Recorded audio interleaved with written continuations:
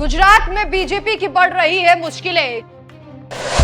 Gujarat lobby बहुत बड़ी परेशानी में फंसने वाली है। आप और कांग्रेस ने मिलाए हाथ, राजपूतों ने भी छोड़ दिया कमल का साथ।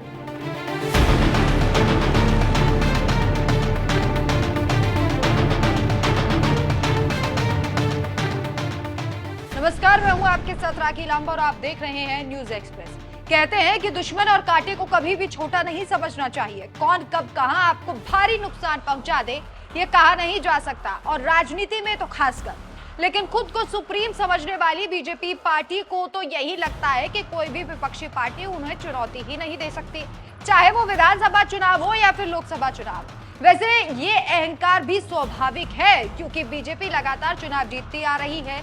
लेकिन बीते कुछ सालों में बहुत कुछ बदल गया है, जिसके बाद अब हालात भी बदले बदले से नजर आ रहे हैं। अब तो मोदी के गढ़ में भी बीजेपी को परेशानियां ही परेशानियां नजर आ रही होंगी। जी हाँ, आपने बिल्कुल ठीक सुना है। गुजरात को बीजेपी का सबसे मजबूत किला माना जाता है। यहाँ काफी समय से विधानसभा चुनाव हो या फिर लोकसभा चुनाव हो, कमल ही खिलता नजर आया है।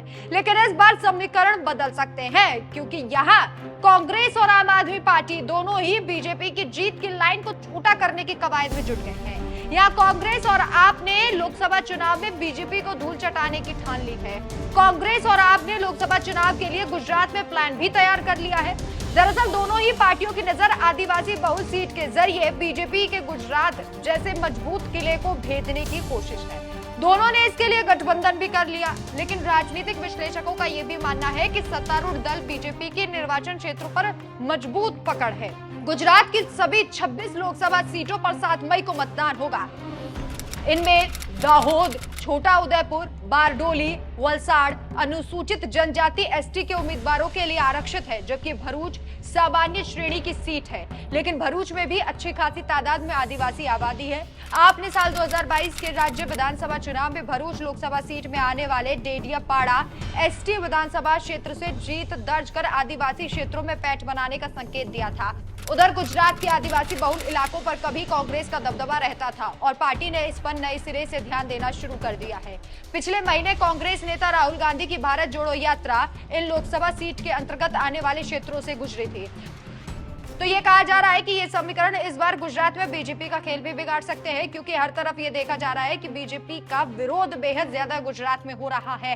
कहीं कहीं तो बीजेपी उम्मीदवारों का भी विरोध किया जा रहा था। दूसरी तरफ राजपूत समाज भी बीजेपी के खिलाफ नजर आ रहा है। बीजेपी प्रत्याशी परसोत्तम रूपाला ने राजकोट में एक सभा के दौरान विवादित बयान दिया था, जिसको लेकर राजपूतों में गुस्सा देखा जा रहा है। राजपूतों ने गुजरात में बीजेपी को वोट न देने की भी कसम खा ली थी, और ऐसे में यह कहा जा रहा है कि जिस तरीके से गुजरात में बीजेपी गिरती हुई नजर आ रही है, कहीं ना कहीं गुजरात के लिए, पीएम नरेंद्र मोदी के लिए, समूची बीजेपी के लिए ये रेड अलर्ट साबित होगा।